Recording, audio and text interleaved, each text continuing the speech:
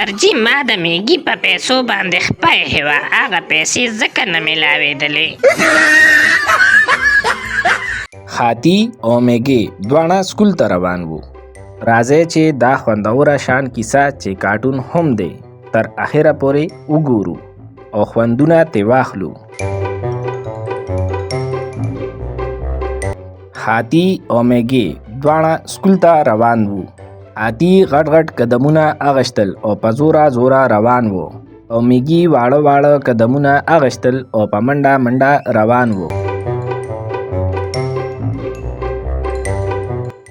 لار کې میږي خاتی ته وویل بای استاد بنن ډیر غوسه وي کیدی شي چې موږ ناوخته ورسو. خاتی په خندا شو او ورته یې جواب ورکړو هیڅ خبره نه ده، زه همیشه سکول ته په وخت راځم. دواړه په دمه دمه روان وو او سکول ته ناوخته ورسېدل.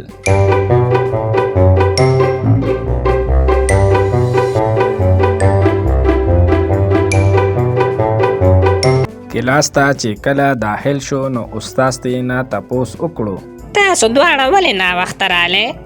میږي ورته په یاره یاره کې وویل سرجي زما پیسې روکې شوې وې ما هغه کتلې ځکه ناوخته رالو.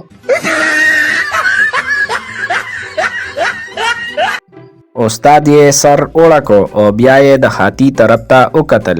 او تا ولې ناوخته کو؟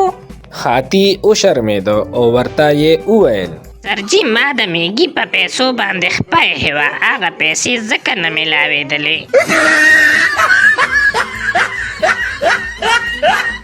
کلاس کې ټولو وړو په زوره زوره وخاندل.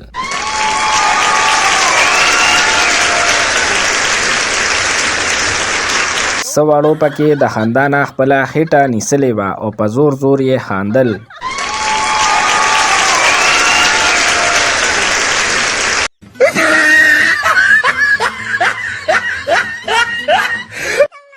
استاد ورته په اخره کې بیا وویل ښځه ټیک ده، ټول په خپلو سیټونو باندې کښېنئ او بیا د وخت قدر کوئ او خپلې پیسې په خپل جیب کښږدئ، یعنې خاطي به پې درله دوباره خپه کېږي.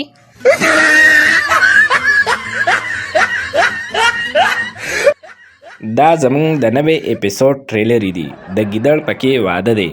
زمونږ چینل له سره لایک او سبسکرایب ضرور کې او په کمنټ کې خپله رائے لازمي وکړئ.